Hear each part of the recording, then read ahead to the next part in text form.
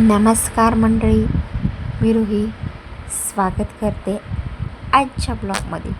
ही बिना उपवासाची साबुदाण्याची खिचडी याची रेसिपी मी नंतर टाकणार आहे.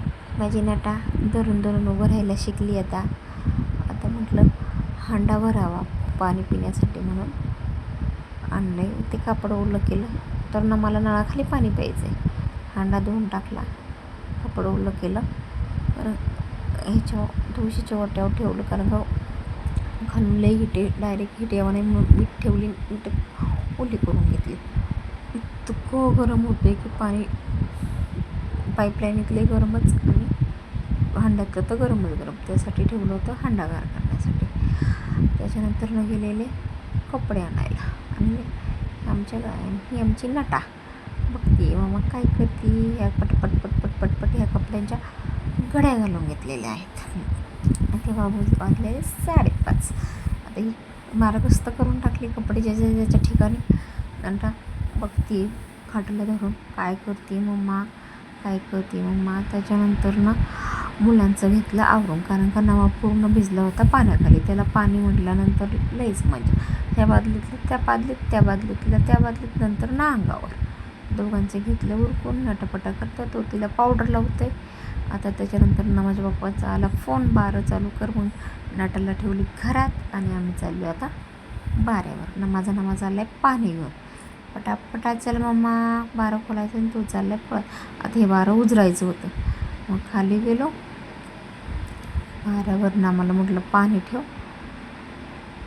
त्याच्यानंतर ना खोरं घेऊन आली होती मी ते मागणं. त्याला म्हटलं बाऱ्यावर पाणी ठेव, आपण जाऊ ते बारं उजरायला. कारण का मग ते मोटर चालू करायची आमच्या पाण्याचं होतं. आणि मग गेली आणि इथलं हे बारं सरळ केलं, पाणी काढून दिलं वावरात. खोरं ठेवलं तिथे ना. मग आईचे प्रत्येक ठिकाणी माझ्या मागं कर बाऱ्यावर त्यांनी पाणी ठेवले होते. म्हटलं आता पाणी घेते आणि बारं खोलते. कारण का मकीचे दोन चार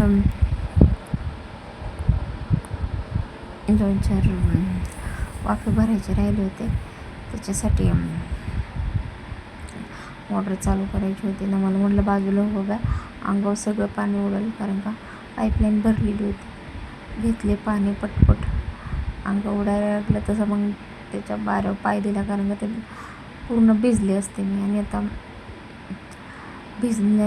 आता उन्हाळा जरी असला तरी संध्याकाळी भिजलं जरा थंडी वाजल्यासारखं होतं, म्हणून म्हटलं नको आता भिजायला. पाय देऊन ते बारं खोललं. पाणी प्रेशर नव्हतं. म्हटलं चालू आहे काय मोटर, पण मोटर चालू नाही. हे फोन आला होता ना माझ्या पप्पांचा, म्हणून ते बारं खोललं. आम्हाला भरायची होती मका 2-4 वाफे, त्याच्यासाठी खोललं बारं. जमते का मला बारं बिरं खोलायला तेवढं कमेंट करून सांगा.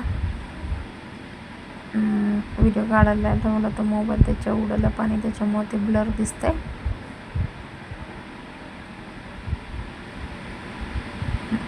बारं केलं मोकळं. पाणी झालं ना मग तिथं म्हटलं इथं बारं द्यायला उभं राहू का मम्मा, पण म्हटलं नको आता पप्पा येतील, तू चल आपलं वरती. मग नाटा तोपर्यंत कुठे गेली मम्मा करून रडत होती. त्याच्यानंतर मी माझं घेतलं आवरून. मुलांचं आधी आवरलं होतं, माझंच राहिलं होतं. भिजून आलं तर तोंडात पाय धुतल्याने घेतलं मग आवरून.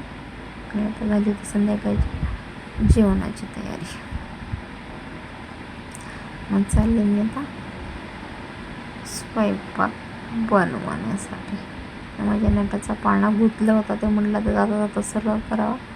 केला आणि गेले की माझी नटा खेळण्याबरोबर खेळते. चूल पेटवायची होती. म्हटलं आता गॅस भेटला आहे म्हटल्यानंतर ना सारखं कंटिन्युअस गॅसचा वापर करणं योग्य नाही ना.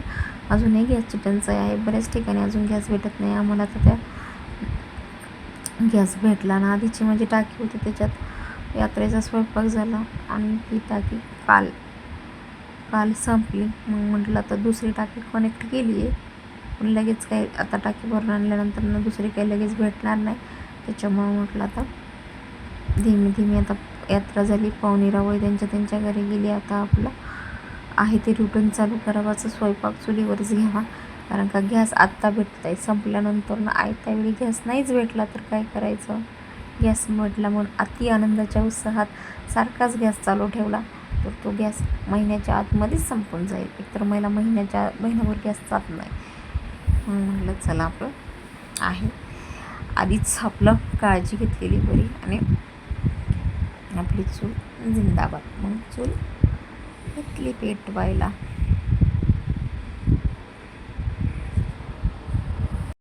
कारण का आधीच्या महिन्यात मला किती वेळा गॅस बुकिंग करून सुद्धा OTP पडत नव्हता. त्याच्यानंतर OTP पडला आहे. त्याच्यानंतर 3 दिवसांनी मला टाकी भरून भेटली. म्हटलं नको परत काही प्रॉब्लेम कॉम्प्लिकेशन होण्याच्या आधी म्हटलं स्टॉकला गॅस असलेला बरं. मी तशी गॅस चालवत नाही असं नाही, गॅस करते, पण संध्याकाळचं जरा घरात गरमही होतं, बाहेर स्वयंपाक जरा मोकळं बरं वाटतं. खूप गरमी वाटली आहे, गरम होतं, त्यापेक्षा चूल पेटवलेली बरी. टोपाला बुड घेतला आणि मग भातासाठी पाणी ठेवलं उकळायला. मग तांदूळ आणले, धुवून ठेवले, टाकले त्याच्यात, भात घातला शिजायला. म्हटलं तोपर्यंत घ्यावं बाकीचं काम. आणि ते वारं सुटलं का जरा चूल दूर होतो. पण आता आहे थोडंफार काहीतरी कॉम्प्रोमाइज करायलाच लागणार कुठं तरी, म्हटल्यानंतर तेवढं चालतंच आहे. मी माझी नटा रडत होती, म्हटलं चल तुला जरा रस्ता दाखवून आणते. मग किती छान छान बघते माझा नमा टब घेऊन, त्याच्या दाण्याची कणस आहेत, नंतर लांबवर आहे ते दिसत नाही, पालतं करायला गेलं आहे तिथं. म्हणतात ना लोकांचं किती मोठं असलं तरी काही नाही, आपलं गुडघे एवढं कामाला येतं, ते बरोबर आहे. त्याच्यानंतर नातान मिळाले देवबाप्पाची दिवाबत्ती करायला. देवबाप्पाची दिवाबत्ती करून झालेली आहे. आता मी माझ्या नमाला हाका मारायला गेले, पण नमाचं अजून चाललंच आहे. बाजरीची कणसं घेतो आहे, तिकडं पत्र्यावर नेऊन टाकतो आहे, काम चाललंच आहे. मी आतमध्ये आले आणि चहा ठेवला. आता पहिल्यांदा माझ्या पप्पांचा फोन आला होता की 12 चालू आहे का बंद आहे बघ. मग आमची दुटी लागली तिथं 12वर गेली. पाहिलं ते 12 निम्म्याने कमी झालं होतं. मग ते फोन करून सांगितलं गवारीच्या शेंगा घेतल्या निवडायला भाजीसाठी. खारगवार करायची ती ह्या नामाचं आंबवणं न्यायची किती घाई घेतली आणि नामाची भाजी निवडून झाली. तेच म्हणतो ताटं घेतो बाहेर म्हणजे पट स्वयंपाक होईल तुझा. डाळ टाकली फोडणीला, भात झाला आहे, डाळ टाकली फोडणीला. त्याच्यानंतर टाकली मग खारी गवार केली, गवार टाकली आणि भाजी एवढीच का केली तर त्याचा पुढचा रिझन पुढं कळलं. कारण का सकाळचं बरंचसं कालवण होतं ते टाकलं चुलीत आणि घेतलं, आठवण झालं घेतले. म्हटलं चला तर शेवटला भाकरीच राहिल्यात, पटपट भाकरी घेतल्यात आपण. चुलीवरच्या भाकरी पूर्ण खरपूस भाजून निघतात, त्याची चव वेगळीच लागते. आणि आर घेतला ओढून, भाकरी घेतली भाजून, जेवढं लागतं तेवढ्या भाकरी केल्या पटपट. आणि बाहेर स्वयंपाक करायचे हा एक उद्देश, गॅस संपत नाही हा एक, आणि अजून एक म्हणजे गरम होत नाही. बटाट्याची छोटी 2-3 बटाट्याची चटणी टाकली, जेवण खाऊन घेतलं. त्यानंतर एवढी भांडी घासली, किचनमध्ये जाऊन किचन क्लीन करून व्यवस्थित घेतला. त्याच्यानंतर साबणाचा डब्बा घेऊन चाललेली आहे मी चुलीवरची काळी भांडी घासायला. भांडी बाहेर घासते काळी मी, कारण का किचनमध्ये घेतल्यानंतर ते खूप काळं होतं.